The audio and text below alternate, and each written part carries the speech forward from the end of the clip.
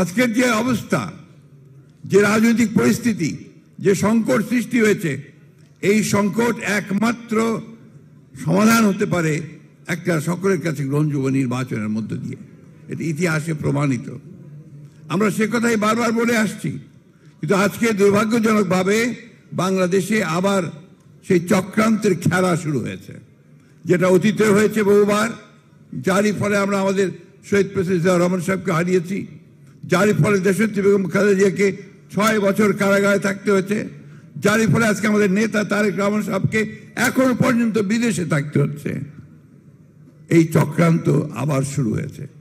কি করে বাংলাদেশের সত্যিকার যারা বাংলাদেশে বিশ্বাসী, যারা জোর গলায় বলতে পারে সবার আগে বাংলাদেশ, সেই দলকে, সেই নেতাকে আজকে তারা দূরে সরিয়ে রাখতে চাচ্ছে। বন্ধুগণ, এই চক্রান্ত বহুবার হয়েছে, আজকে আবার সেই চক্রান্ত শুরু হয়েছে। আমরা খুব পরিষ্কার ভাষায় বলতে চাই, বাংলাদেশের মানুষ কোনোদিনই তাদের চক্রান্ত সফল হতে দেবে না। বিএনপিকে ভেঙে ফেলার চেষ্টা বহুবার হয়েছে, বহুবার, কখনোই ভেঙে ফেলা সম্ভব হয়নি। এই বিগত তথাকথিত নির্বাচনের সময়ও চেষ্টা হয়েছে, একটা ছাড়া 2টা লোককে তারা সরিয়ে নিয়ে যেতে পারেনি। কারণ বিএনপির যে রাজনীতি, এটা হচ্ছে এদেশের জনগণের, মানুষের রাজনীতি। সেই রাজনীতি কি? রাজনীতির স্বাধীনতা, সার্বভৌমত্ব আর গণতন্ত্র। এই 3টে জিনিসের উপরে বিএনপির রাজনীতি মূল ভিত্তি। এবং সেখানে শহীদ প্রেসিডেন্ট জিয়াউর রহমান সাহেব তার যে জাতীয়তাবাদের যে দর্শন, সেই দর্শন আমাদের দিয়ে গেছেন, 19 দফা কর্মসূচি দিয়ে গেছেন। তারই ভিত্তিতে দেশনেত্রী বেগম খালেদা জিয়া 2016 সালে ভিশন 2030 দিয়েছিলেন। আর এই চলমান গণতন্ত্র আন্দোলনকে আরো বেগবান করার জন্য এবং বাস্তবতাকে সামনে রেখে আমাদের নেতা জনাব তারেক রহমান সাহেব 31 দফা কর্মসূচি দিয়েছেন 2022 সালে। তাই আজকে যারা এই কথা বলেন যে বিএনপি সংস্কার চায় না, তা আমি মনে করি যে তারা কোনো কিছুই লক্ষ্য করে না, ইতিহাস তারা ভুলে গেছে। ওই 31 দফাকে নিয়ে আমাদের চেয়ারম্যান নির্দেশে আমাদের নেতারা গ্রামে গ্রামে গেছেন, 31 দফা বোঝানোর চেষ্টা করেছেন, সর্বমহলে গেছেন, সব পেশাজীবীদের কাছে গেছেন। এখনো এই 31 দফা নিয়ে আমাদের মহল্লায় মহল্লায় পর্যন্ত নিয়ে আলোচনা হচ্ছে। তো আমরা এই সংস্কার চাই। আর বিএনপির জন্ম তো হয়েছে আমাদের শহীদ প্রেসিডেন্ট জিয়াউর রহমানের সংস্কারের মধ্য দিয়ে। বহুদলীয় গণতন্ত্র এনেছেন তিনি, একদলীয় গণতন্ত্র থেকে, একদলীয় শাসন থেকে, বাকশাল থেকে মুক্ত করে তিনি বহুদলীয় গণতন্ত্র নিয়ে এসেছেন। তিনি আমাদের মিডিয়াকে, আমাদের গণমাধ্যম, সেই গণমাধ্যমকে তিনি মুক্ত করেছেন। তিনি মানুষের স্বাধীনতাকে দিয়েছেন, মৌলিক অধিকারগুলোকে এগিয়ে দিয়েছেন, এবং একটা বদ্ধ অর্থনীতিকে তিনি একটা মুক্ত বাজার অর্থনীতিতে এনে দিয়েছিলেন।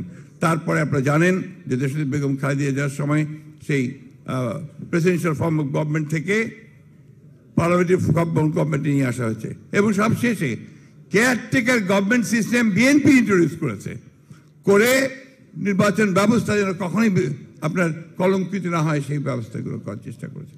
সুতরাং সংস্কার হচ্ছে আমাদের বিএনপির সবসময় আছে। আমরা বিশ্বাস করি এটা একটা চলমান প্রক্রিয়া, মানুষের প্রয়োজনের সঙ্গে সঙ্গে, সমাজের প্রয়োজনের সঙ্গে সঙ্গে সংস্কার আনতে হবে।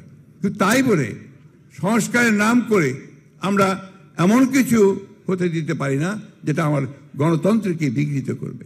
তাই বক্তব্য দীর্ঘ করতে চাই না, আহ্বান জানাতে চাই, আর বিলম্ব না করে অনুগ্রহ করে আমরা এই অন্তর্বর্তীকালীন সরকারের কাছে আহ্বান জানাতে চাই, অতি দ্রুত একটা নির্বাচনের ব্যবস্থা করে বাংলাদেশের মানুষকে এই সংকট থেকে মুক্ত করতে হবে, বাংলাদেশের মানুষকে সামনের দিকে এগিয়ে নিয়ে যেতে হবে।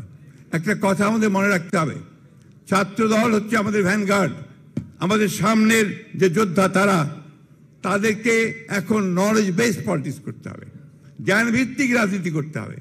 এবং আজকে এখন সবচেয়ে বেশি যেটা প্রয়োজন, সেই প্রয়োজন হচ্ছে আমাদেরকে কিন্তু একটা সাইবার ওয়ার করতে হবে। আমাদেরকে এই সোশ্যাল মিডিয়াতে আমাদের অবস্থান সবচেয়ে বেশি করে রাখতে হবে। এটা যদি আমরা রাখতে না পারি তাহলে কিন্তু আমরা এই যুদ্ধে হেরে যাব। আমি তাই আপনাদের অনুরোধ করব, তোমাদের অনুরোধ করব যে তোমরা এই সোশ্যাল মিডিয়াতে তোমাদের অ্যাক্টিভিটিস অনেক বেশি বাড়াও, এবং যে সমস্ত মিথ্যা প্রচারণা হচ্ছে বিএনপির বিরুদ্ধে, সেই মিথ্যা প্রচারণাকে তোমরা সেটাকে বন্ধ করতে পারবে। দেশে বিদেশে ষড়যন্ত্র চলছে। প্রিয় সহকর্মীরা, সহযোদ্ধারা, আজকে আমাদের দায়িত্ব হচ্ছে আমাদেরকে রুখে দাঁড়াতে হবে এবং আমাদের মেধা বুদ্ধি দিয়ে দাঁড়াতে হবে, এবং সেই মেধা বুদ্ধি দিয়ে আমরা তাদেরকে পরাজিত করতে পারবো বলে আমরা বিশ্বাস করি। আমি আপনাদের সকলকে ধন্যবাদ জানিয়ে বক্তব্য শেষ করছি, এবং আমরা আশা করবো যে এখনই আমাদের নেতা ভারপ্রাপ্ত চেয়ারম্যান জনাব তারেক রহমান সাহেব বক্তব্য রাখবেন। ধন্যবাদ সকলকে। আসসালামু আলাইকুম।